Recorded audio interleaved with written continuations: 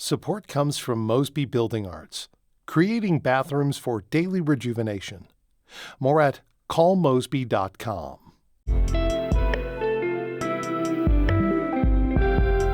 From the St. Louis Public Radio Newsroom, this is The Gateway. It's Thursday, February 27th. I'm Abby Larico.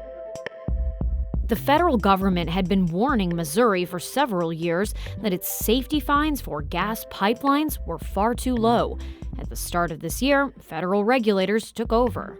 The federal government finally said, Missouri can no longer do this because they're not in compliance.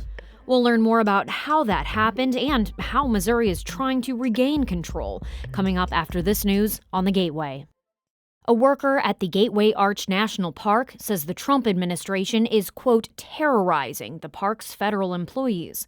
They are one of about 200 National Park Service staffers at the Arch and spoke on the condition of anonymity out of fear of retribution. The employee told STLPR that several colleagues have been terminated, and those left are living in fear of changing directives and additional job cuts. The administration has gone back and forth on whether open positions will be filled. Up to 150 peak season workers are typically hired on at the Arch and the Old Courthouse for the spring and summer. Gateway Arch Park Foundation Executive Director Ryan McClure says these federal employees are critical to the visitor experience. They love it. They love these parks, they love these places, and they love serving visitors. And these are real people. They're not just lines on a balance sheet. Without them, we have a real problem. The National Park Service office in Washington, D.C. did not respond to requests for comment. The U.S. Department of Agriculture has released some funding for environmental and agricultural projects in Iowa, Kansas, Nebraska, and Missouri, but the freeze is still in place for many others. STLPR's Kate Grumke reports the back and forth has caused a lot of uncertainty. Jason Grimm runs a family poultry farm in Williamsburg, Iowa. He was awarded a $50,000 grant to buy a refrigerated truck to sell his chicken and turkey further from his farm. But that grant is funded with federal dollars. Grimm is not making any purchases because he's worried he won't be reimbursed. Grimm says the Trump administration's policies are hurting common farmers. Unless you are a wealthy, well-connected person in rural America, you are going to be very negatively impacted by these policies. The USDA says it will be releasing more money soon as it continues to review federal grants. I'm Kate Grumke, St. Louis Public Radio. Missouri's top judge told lawmakers that she hopes they can push more money for jurors across the finish line in the 2025 legislative session. St. Louis Public Radio's Rachel Littman has more from Mary Russell's State of the Judiciary address. People called for jury duty in Missouri currently get paid at least $6 for every day they report to the courthouse and more if they are seated. They are also reimbursed 7 cents per mile. Chief Justice Russell wants to increase the mileage reimbursement rate to a little more than 65 cents a mile, matching what state employees receive. Doing so will demonstrate respect for our jurors.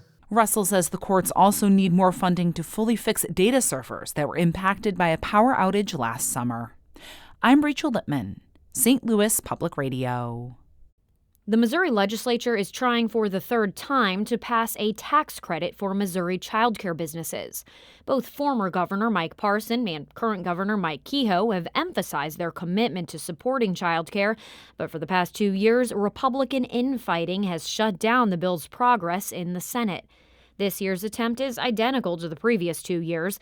House lawmakers gave initial approval of the bill this week, meaning it heads to the Senate after one more procedural vote. The bill's sponsor, St. Joseph Republican Representative Barbara Shields, says the bill is about economic development. This is really for Missouri's families as well as our business leaders, because they really say they have trouble with retention and retaining employees because of the lack of child care. Senate leaders haven't hinted at the bill's chances this session. Missouri's Secretary of State is defending his decision not to fast-track sports betting rules. STLPR's Jason Rosenbaum reports about why Denny Hoskins says the decision will empower the public. Hoskins rejected emergency rules for sports betting, which likely means that Missourians won't be able to place bets until later this fall. He also says that wagering earlier didn't constitute an emergency. Hoskins also says fast-tracking the sports betting rules would have short-circuited the public comment period. He added that some Missourians are skeptical sports betting will actually raise millions for education. So there's a lot of people that want to have the opportunity to comment in on that and comment on the rules and see if they weren't sold a bad bill of goods. Hoskins also says that had he approved the emergency rules, someone could have sued to prevent them from going into effect. I'm Jason Rosenbaum, St. Louis Public Radio. St. Louis County's health director, Kanika Cunningham, says she didn't release documents about proposed mass euthanasia at the county animal shelter because it was never seriously considered for implementation.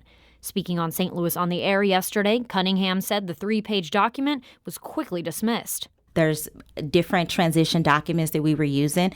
It was a suggestion. It's not a plan. A plan is something that you execute. It was a suggestion, and nothing else came up after it was presented back in August. That was it. Cunningham initially denied the plan's existence, and it was not included in a sunshine request filed by a county resident. The document was later circulated widely on social media. The Missouri Sunshine Law does not differentiate between plans and suggestions when outlining what documents are subject to requests. Voters heard from candidates running for the St. Louis Public Schools Board of Education during 2 competing forums held last night. First, STLPR's Hiba Ahmed reports from one of them. At Vashon High School in North St. Louis, 8 of the 11 candidates showed up to take questions from voters. The forum was sponsored by the local chapter of the American Federation of Teachers, a union representing SLPS staff. The candidates addressed issues like funding for special education, school athletics, and how they would handle conflicts with parents, teachers, and students. But Kelly Wickstrom, a kindergarten teacher at Mallinckrodt Academy, says she wishes the candidates had talked more about teacher retention in the district. We have a huge problem in SLPS with teachers coming for a year or two, getting a little bit of experience and going to districts that pay higher, or districts where they feel safer, or districts that have better resources. There are 3 seats up for grabs during the April 8th election. I'm Hiba Ahmed, St. Louis Public Radio. And the remaining candidates attended a forum hosted by Coalition for STL Kids in Tower Grove South. STLPR's Lucretia Wembley was there. While the American Federation of Teachers saw around 100 people at their forum, a little more than a dozen people attended the STL Kids Forum Wednesday evening. Candidate Crystal Barnett is the CEO and founder of Bridge to Hope, a student advocacy organization. You can choose wherever you want to go listen to debates, just like you can choose wherever you want to go to school. In a district that has 80% of kids not reading, that's not a valuable choice for the average person. Barnett was joined by Cardinal Ritter High School teacher Zach Davis and financial advisor Andre Walker. The 3 candidates discussed the importance of the school board being more transparent with the public and increasing cohesiveness internally. I'm Lucretia Wembley, St. Louis Public Radio.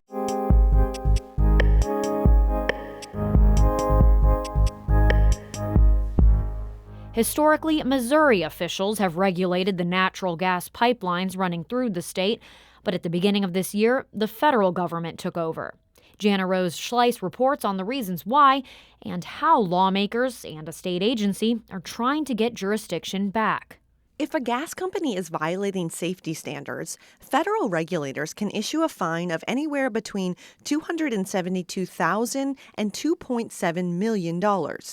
For the same violation, the state of Missouri could issue just a fraction of that financial penalty, between $20,000 and $200,000. At the beginning of the year, the Federal Pipeline and Hazardous Materials Safety Administration said that was too low. So low that the federal department took over regulation of Missouri's more than 1.5 million miles of gas pipelines. The federal government finally said, Missouri can no longer do this because they're not in compliance. That's State Senator Mike Searpoy. The Lee's Summit Republican is sponsoring a bill to raise Missouri's violation fee rate, bringing the state back into compliance with federal standards and therefore regaining its jurisdiction. The federal government had warned Missouri that the state was at risk of losing its authority. Changing the amount of fines requires the legislature to pass a bill. Searpoy sponsored similar legislation last year and in the years prior. The last 3 or 4 years has been kind of a tough thing to get through bills through the Senate. And so utility bills, as most things, have got clogged up at the end. Although a casualty to the machinations of the Missouri lawmaking process before, Searpoy is feeling positive about this year's bill. Kathleen McNeilis is the pipeline safety manager with the Missouri Public Service Commission, the state agency that regulates utilities, including gas pipelines. She says they conduct between 100 and 150 routine pipeline inspections each year. At the end of each inspection, our staff will have a verbal discussion with the operator and say, this is what we're seeing. If there was a probable violation, we would send them a letter and say, this is what we found. Inspectors are looking for leaks, corrosion, and any mechanical issues that could cause a problem. Improperly attended to gas pipelines can cause explosions or fires. McNeilis says an accident like that would be investigated, and if the company was found negligent, a fine would be issued. But those instances are relatively rare. According to the U.S. Census Bureau, gas is used to heat approximately half of Missouri homes, and that comes with some level of risk. Gas is a combustible material, and we want to make sure that everything's operating as well as it can, and that if we do have an incident, that incident is controlled and safe. That's Rich Germinder, the Public Service Commission's senior policy advisor. He says the amount a gas company may be fined for a violation matters because the higher the fine, the more likely a company will take steps to avoid it. As a general concept, the idea of a penalty or a fine is that the cost of the violation is sufficient to deter or to ensure compliance. But the state of Missouri doesn't issue many, if any, fines. According to a public records request obtained by KBIA, in 2023, state regulators found 74 violations, but no fines were issued. Your ability to return to compliance quickly and in a timely manner is our number one priority. We are not driven to issue fines or penalties as a matter of first resort. It's a matter of last resort. Any money that would be collected from a gas utility fine goes to a local school fund where the violation occurs. The Gas Safety Standards bill has passed out of committee and is awaiting a vote by the full Senate. I'm Jana Roschleis. That story comes to us from member station KBIA in Columbia. The Gateway is a production of St. Louis Public Radio, a listener-supported service of the University of Missouri St. Louis. Music by Ryan McNeely of Adult Fur. I'm Abby Larico, and from the St. Louis Public Radio newsroom, this has been The Gateway.